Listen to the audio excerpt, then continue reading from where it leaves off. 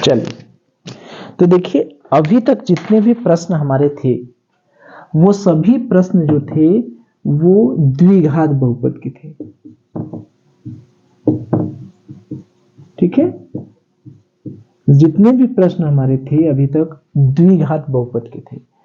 ऐसा भी हो सकता है कि कोई हमारा प्रश्न हो जो त्रिघात बहुपद का हो जिसमें 3 घात हो, ये भी तो हो सकता है कि 3 घात हो। तो 3 घात वाले बहुपद का सूत्र एक बार फिर से रिवाइज कर लीजिए। देखिए ax³ plus bx² plus cx plus d, ये तो इसका स्टैंडर्ड रूप है, मानक रूप, ये हम जान रहे हैं, ये इसका मानक रूप है। इसमें x का 3 घात, फिर 2 घात, फिर 1 घात, फिर कांस्टेंट, यानी a के साथ 3 घात है तो b के साथ 2 घात है और c के साथ 1 घात है और कांस्टेंट वाले के साथ 0 घात, यानी कोई नहीं है। और तीनों के योग का सूत्र अल्फा बीटा और ये गामा का निशान है। अल्फा बीटा गामा तीनों का योग वही -b/a ही होता है। दो दो का गुणा करेंगे, दो दो का गुणा करने के लिए हमने बताया था कि अल्फा बीटा और गामा, अल्फा और बीटा का एक साथ, बीटा और गामा का एक साथ, गामा और अल्फा का एक साथ, ये तीनों का क्रम से अल्फा बीटा, बीटा गामा और गामा अल्फा, तो c/a दोनों मैच करता है, -b/a और c/a। और जब तीनों का गुणा कर देंगे तो वो -d/a, इसी को बस याद करना है।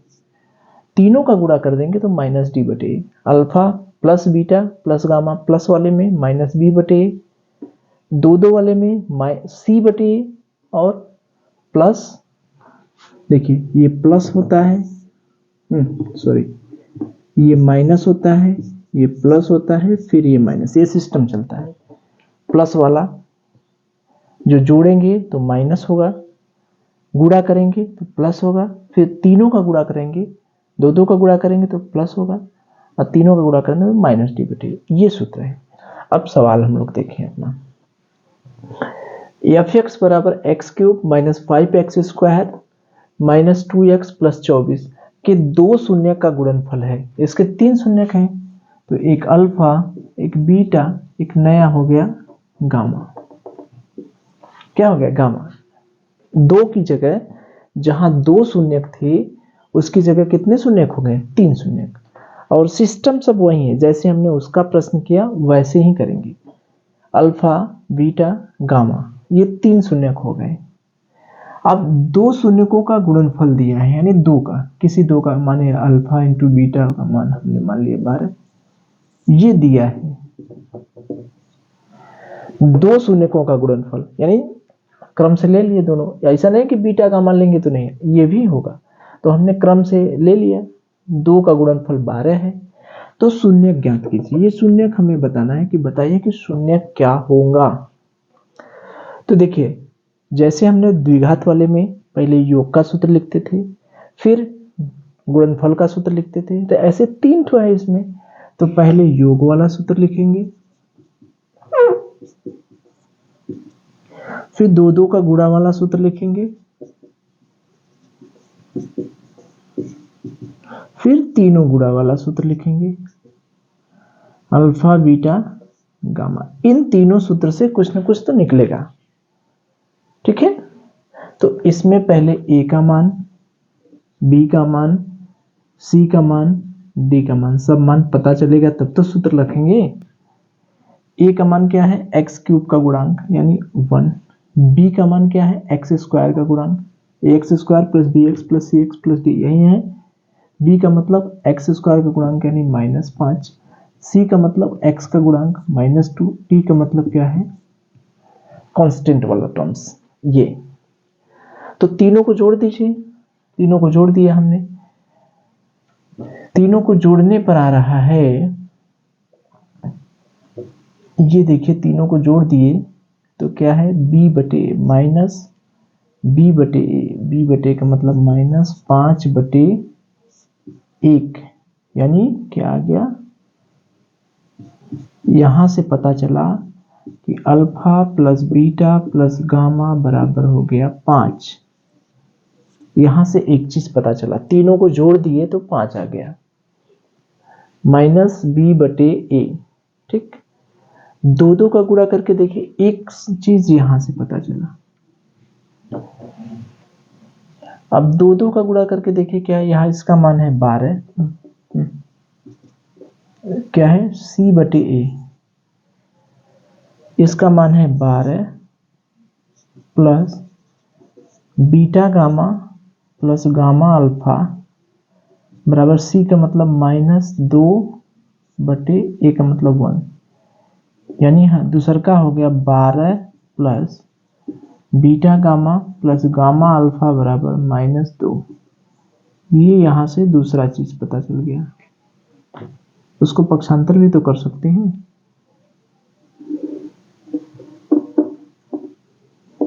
इसको पक्षांतर कर देंगे तो क्या हो जाएगा, beta gamma plus gamma alpha बराबर हो गया -2, इधर है पक्षांतर करेंगे तो -2 -12 -14, ये हो गया -14। और यहां तीनों वाले से क्या हुआ, अल्फा बीटा का वैल्यू है d/a, -d का मतलब अल्फा बीटा का वैल्यू है 12 गामा, और -d का मतलब -24/a, यानी गामा बराबर -24/12, यानी गामा की वैल्यू हो गई -2। यहां से एक मान हमें निकल गया, क्या निकल गया, गामा की वैल्यू निकल गई -2। ठीक है, देखिए ये यहां से हमें गामा की वैल्यू पता चल गई। अब तो सब हम मिटा दें तो कुछ काम करें। ठीक है, ये हमने क्या किया, ये x³ - 5x² - 2x + 24 के दो शून्यकों का गुणनफल 12 है, तो शून्य ज्ञात कीजिए। तो जैसे हमने योग, सबका योग, दो दो का गुणनफल, तीनों का गुणनफल, सूत्र हमने लिख दिया। देखिए ये योग वाला सूत्र लिख दिए, ये गुणनफल वाला लिख दिए दो दो का, और ये तीनों का। सूत्र लगा के देखें क्या पता चला हमें। तो यहां से पता चला alpha plus beta plus gamma बराबर 5। यहां पर अल्फा इंटू बीटा की जगह 12 रख दिए, और तो कुछ मान पता नहीं है, तो बीटा इंटू गामा, ये 12 उधर जाएगा तो -2 -12 -14 हो जाएगा, -14। ठीक, और यहां से alpha into beta into gamma, यानी अल्फा इंटू बीटा की वैल्यू दिया है 12, तो यहां से गामा का वैल्यू 3 मान निकले। इसी 3 मान पर अब हम ध्यान लगाएं। ठीक है, देखिए हमने योग तीनों सूत्र लगाए, तीनों सूत्र से हमें पता चला, हमें क्या क्या पता चला, गामा की वैल्यू पता चली -2, यही नहीं, गामा की वैल्यू पता चली -2। ठीक, ये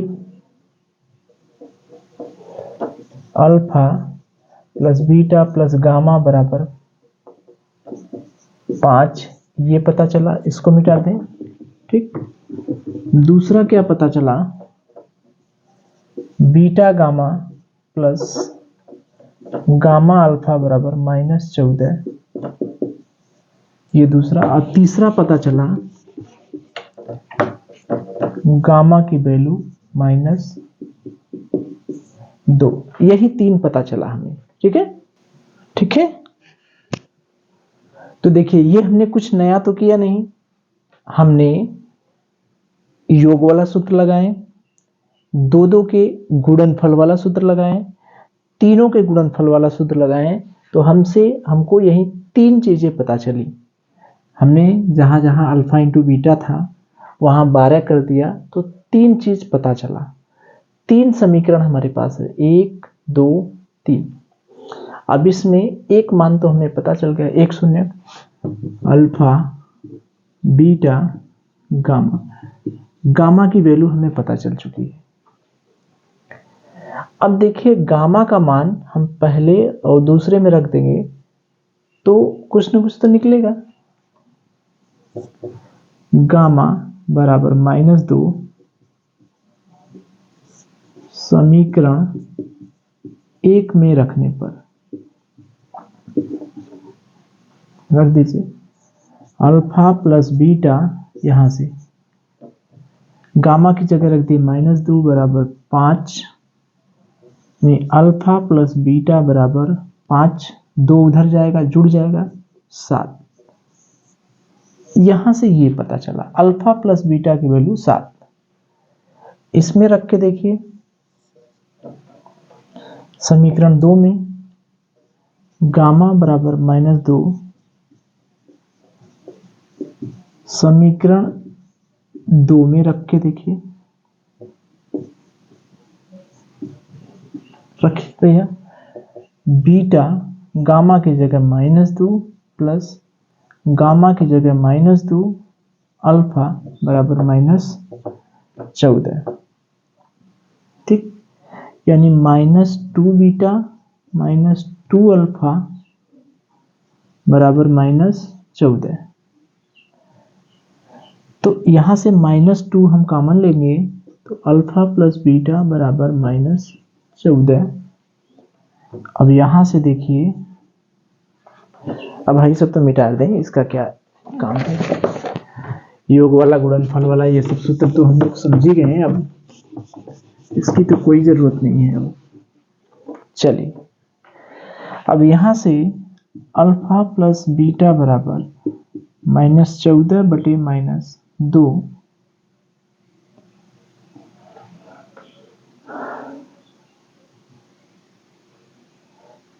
तो अल्फा प्लस बीटा बराबर 7 आ गया। तो अल्फा प्लस बीटा बराबर 7, ये तो फिर वही आ गया। ओहो, हमें अल्फा का मान निकालना है बीटा का, तो फिर दोबारा वो करने का क्या मतलब, एक में रख दिए, इसी से काम चल जाएगा। फिर वही चीज आया, तो हम इतना मेहनत काकर करने जाए। चलिए अब देखिए हमें क्या निकालना है, हमें गामा का मान निकल गया है, अल्फा का मान निकालना है, बीटा का मान निकालना है। हमारे पास है क्या क्या, अब देखिए दिया है अल्फा इंटू बीटा बराबर 12, हमें पता है। अल्फा प्लस बीटा बराबर 7, हमने इसको ज्ञात किया है। फिर वही पुरानी बात, प्लस दिया है इंटू दिया है, तो अगर किसी तरीके से ये अल्फा का मान हम इसमें रख देंगे तब पर भी आ जाएगा। यहाँ अल्फा प्लस बीटा की वैल्यू पता है, अगर किसी तरह से हम अल्फा माइनस बीटा की वैल्यू निकाल लें तो हमारा काम नहीं बन जाएगा, बन जाएगा। दोनों समीकरण को हल कर देंगे तो अल्फा माइनस बीटा का होल स्क्वायर क्या होता है, इसके रूप में लिखे प्लस और इंटू के रूप। यहाँ पर अल्फा का स्क्वायर प्लस बीटा का स्क्वायर -2 अल्फा बीटा है, तो प्लस के रूप में लिखें, तो अल्फा का स्क्वायर प्लस बीटा का स्क्वायर +2 अल्फा बीटा है, और यहाँ माइनस है तो -4 अल्फा बीटा कर दिए। तो अल्फा प्लस बीटा की वैल्यू क्या है, 7 के स्क्वायर -4 अल्फा गुणे अल्फा इंटू बीटा की वैल्यू क्या होगी, अल्फा प्लस बीटा की वैल्यू 7, और अल्फा इंटू बीटा की वैल्यू क्या है 12। तो 7 सत्ते 49 -12 चौक 48, 1, यानी अल्फा माइनस बीटा का होल स्क्वायर बराबर 1। तो अल्फा माइनस बीटा बराबर 1, ये आ गया। ये कैसे आया, क्यों हमने किया, क्योंकि अल्फा प्लस बीटा की वैल्यू हमें पता है, तो अल्फा माइनस बीटा की वैल्यू अगर हम निकल जाए तो हम इसको सॉल्व कर लेंगे।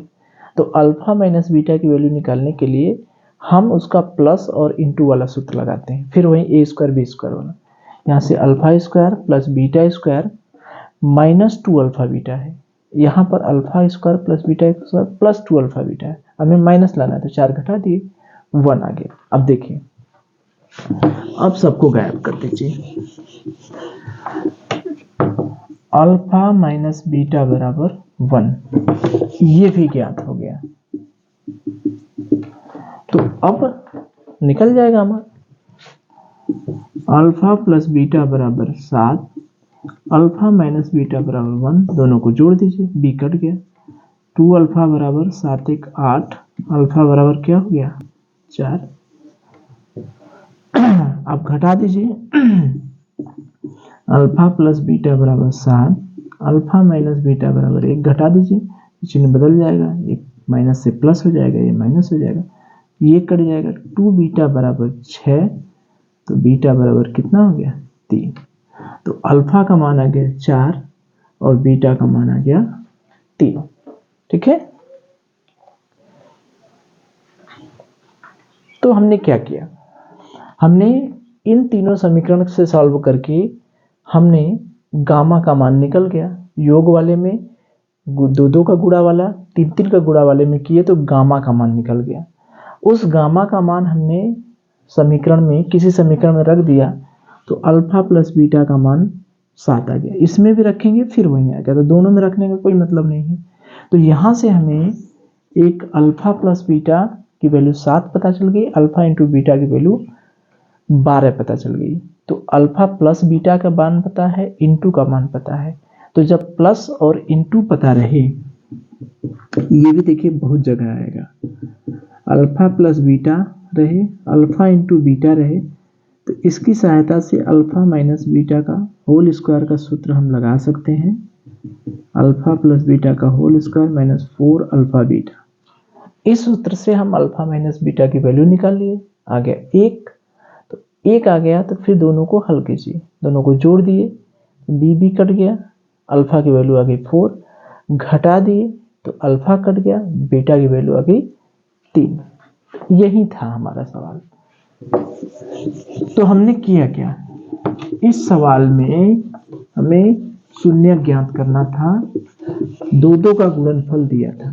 अब देखिए इसी सवालिया को हम दूसरे चले भी कर सकते हैं, जैसे हमें था अल्फा प्लस बीटा की वैल्यू 7 था, अल्फा माइनस बीटा की वैल्यू 1 थी, तो इसको चाहें तो हम ऐसे भी कर सकते हैं, अल्फा इंटू बीटा की वैल्यू, तो यहां से हम देखेंगे अल्फा बराबर बीटा माइनस 7, पक्षांतर कर देंगे तो अल्फा की जगह बीटा माइनस 7 रख दिए और यहां बीटा नहीं, वो ज्यादा लंबा हो जाएगा, ठीक है वही, ठीक है, चलिए वो उसमें द्विघात समीकरण बनने लगेगा, वो ज्यादा लंबा हो जाएगा। तो देखिए हमने किया क्या, सवाल जो था x cube minus 5x square minus 2x plus 24, 2 शून्यकों का गुणनफल दिया है 24, 2 शून्यकों का गुणनफल, यानी अल्फा इंटू बीटा की वैल्यू दिया है 12, तो हमसे कह रहा है कि अन्य शून्य ज्ञात कीजिए, यानी अल्फा बीटा गामा तीनों की वैल्यू। तो इसमें हमको योग वाला सूत्र पता है, गुणनफल वाला सूत्र है, 2 का गुणनफल और 3 का गुणनफल, तो हमने सूत्र लगाया, योग वाला लगाया, 2 का गुणा वाला लगाया, 3 का गुणा वाला लगाया, 3 का जब गुणा लगाए तो वहां से गामा का मान पता चल गया, योग वाला लगाया, ये पता चल गया, ए का मान एक्स क्यूब का गुणांक, बी का मतलब एक्स स्क्वायर का गुणांक, सी मतलब एक्स का गुणांक और डी मतलब कांस्टेंट वाला टर्म्स। तो गामा का मान पता चला, इस गामा का मान किसी भी समीकरण में रख दिए, गामा का मान पहले में रख दिए तो अल्फा प्लस बीटा बराबर हमें पता चल गया 7, ये पता चल गया। गामा का मान पता ही है, अल्फा इंटू बीटा की वैल्यू 12 पता है, तो इसकी सहायता से प्लस पता है, गुणा पता है, अगर किसी तरह से हमारा अल्फा माइनस बीटा निकल जाए तो दोनों को हम हल कर लेंगे। तो अल्फा माइनस बीटा का होल स्क्वायर वाला सूत्र लगाइए, जब माइनस निकालना है हमें प्लस के रूप में, तो अल्फा माइनस बीटा के alpha square plus beta square minus 2 alpha beta, तो यहाँ पर माइनस 2 अल्फा बीटा है, यहाँ पर plus 2 alpha minus 4 alpha beta कर दिए, तो इसको हल किए तो अल्फा माइनस बीटा की वैल्यू हमारी आ गई 1, यहाँ से अल्फा प्लस बीटा बराबर 7, अल्फा माइनस बीटा बराबर 1, इसको हल कर लिए, जब सॉल्व कर लिए एक बार जोड़ देंगे तो अल्फा की वैल्यू आ जाएगी, जोड़ देंगे तो अल्फा की वैल्यू आ जाएगी 4, घटा देंगे तो बीटा की वैल्यू आ जाएगी 3, ये हमारा पता चल गया। तो इस तरह से 3 घात के बहुपद के जो प्रश्न रहेंगे वो भी हम लोग कर सकते हैं, ठीक है, चलिए।